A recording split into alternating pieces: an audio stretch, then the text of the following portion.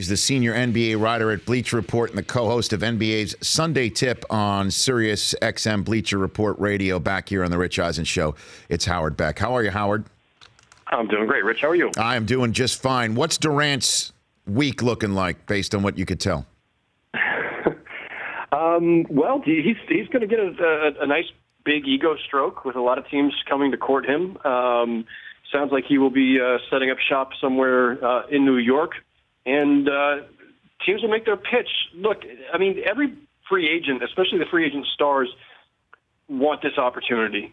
You drafted into the NBA. It's a up to 5 year rookie deal, and then you sign an extension off that rookie deal. It's the first chance you get to make big money. And so guys are usually stuck. I don't want to say stuck, but you're with the team that drafted you for usually 7 years. You don't get the chance really to go look around. This is his chance. So whether he wants to leave or not, how strong his feelings are about his chances to win in Oklahoma versus win championships somewhere else, we'll see. But that's the thought process that he needs to go through, in addition to just kind of getting to see the landscape. This is his first opportunity to do that. He should do it. And just because he's entertaining folks for a couple of days doesn't necessarily mean he'll go. But clearly it means he's at least thinking about it. This would be easy. If it were a done deal that he's staying in Oklahoma, he wouldn't need to take any meetings at all. He could, the contract terms, there's no leverage needed. He's going to get the full max. He's going to get whatever he wants. A 1+1 deal, full max of 5 years, whatever he wants, he's going to get. So he doesn't need to explore for leverage purposes. The only reason to do it is if you're genuinely interested to see what your alternatives are. And clearly he's curious. So he's going to sit there in New York City and everyone comes to him? That's the way it's going to look? And if so, when does that start? Well, free agency begins 12/01, July 1st. So that's just after midnight on Thursday, going into, starting early Friday morning. Mm-hmm. I don't suppose people are meeting with him at 12:01 a.m., but I would, without knowing the exact logistics of this, it would seem likely that, starting this coming weekend, the holiday weekend, mm-hmm. people will be visiting Durant and making their pitches. And so which team do you think has the best ability outside of Oklahoma City? As you mentioned, Oklahoma City can do whatever it wants with him and give him what he wants. Which one outside of Oklahoma City do you think has the inside track on being able to pay him the most and give him the best opportunity that he's looking for? Any team that can clear max cap room, somewhere in the mid $20 million range, can make a run at him and offer him, a deal that would be up to 4 years. The Thunder have the advantage based on just the way the NBA labor deal is. Thunder can offer him the most. They can offer him 5 years. They can offer him bigger year-to-year raises. Other teams can only offer him 4 years, and they can offer smaller raises. Any way you slice it, he's going to be making a very large amount. So that's almost immaterial. All teams will be on equal footing. The other teams that are not the Thunder will all be on equal footing when it comes to the money. The real parameters are who has the ability to offer him a chance to contend for titles immediately. So the Warriors are at the head of the line here. They don't have the cap room as we talk at this very moment. But on July 1st, they can start making moves to clear the cap room to give him a max deal. So that will become a moot point. And they will still have their core of Curry, Klay Thompson, Draymond Green. That is a really intriguing option for Kevin Durant, clearly. This is a team that's been in the finals twice, won a championship. Whether he wants to feel like he's a bandwagon hopper or how that might play, how that might diminish him in people's eyes, those are things he has to consider. But clearly, if he wants to contend for titles, the Warriors offer him the best possible path. The Spurs are making a pursuit. They will have cap room most likely once they, find out the future of Tim Duncan, who is, I think likely to retire.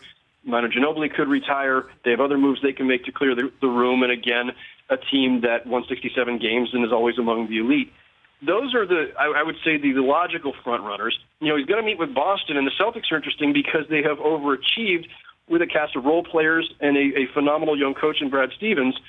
They need at least one star, maybe a couple. Isaiah Thomas made an all-star team. I don't think most people consider him a true franchise star. But the Celtics have built something pretty interesting, and they've got a lot of moves that they can yet make with cap room and excess draft picks and trades that can be made. So they can make a compelling pitch. I wouldn't say that they're a likely destination. The fact that he will meet with them at all shows how great of impression they've made, not just on Durant, but on the entire league in terms of their direction. Those would be the obvious choices. Miami's going to make their pitch at some point, I assume, and a weird situation there, or a tough situation because Wade is getting up there in years, and Bosch's future is uncertain because of the blood clotting issues.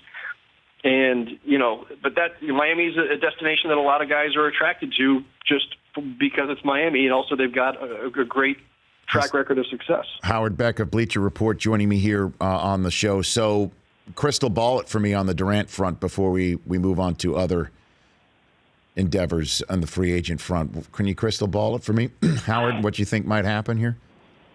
It's a really tough call, Rich. A few months ago, I had people around the league telling me they thought that Durant was absolutely in play. Some people even went to the extent of saying they thought he was gone, 1 foot already out the door.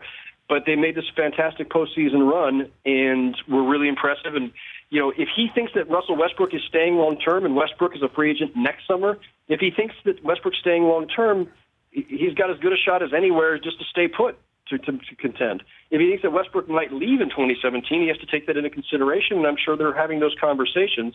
The option that most people think right now is the most realistic, the conservative play, is that Durant signs a 1-year plus player option deal that allows him to be in free agency again next summer. The salary cap is spiking this summer by a lot. It's spiking again next summer by a little less, but still, that's his best financial route anyway. And it would give him another year to evaluate where the Thunder are and where Westbrook's head is. That seems to be the most likely outcome. I'm still having a tough time believing that he would join the Warriors because you're joining an established champion, even though they didn't win it this year. And I don't think anybody else can make a compelling enough case to get him to leave right away. So maybe he does the 1+1 route, buys himself another year to evaluate. So now let's move on to your story that you had at the middle of the season that got everybody all a tizzy about LeBron saying, one day I want to play with Carmelo and my buddies Chris Paul, Dwayne Wade. Now that he has won in Cleveland, he did say he's going to stay put for a year. What about post-championship LeBron wanting to play with his buddies? Best you can tell right now, Howard. Well, I mean, look, Rich, he's always going to want to play with them. Those are his friends.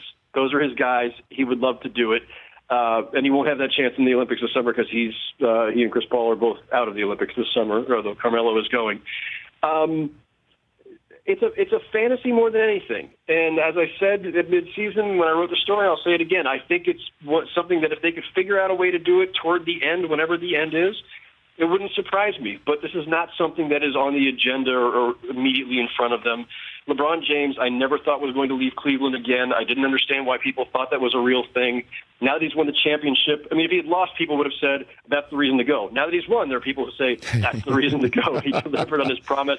He's now free to walk away. It's ridiculous. It's outlandish. It's bizarre. He's not walking away from Cleveland again. Unless he's down to the last year of his career and it's set out this is it and I just want to go mess around in my last year and maybe I'll go hook up with my guys somewhere. I don't think, whether it's this summer, which he's already said he's re-signing with Cleveland, whether it's next summer, this is not something that's imminent or maybe ever.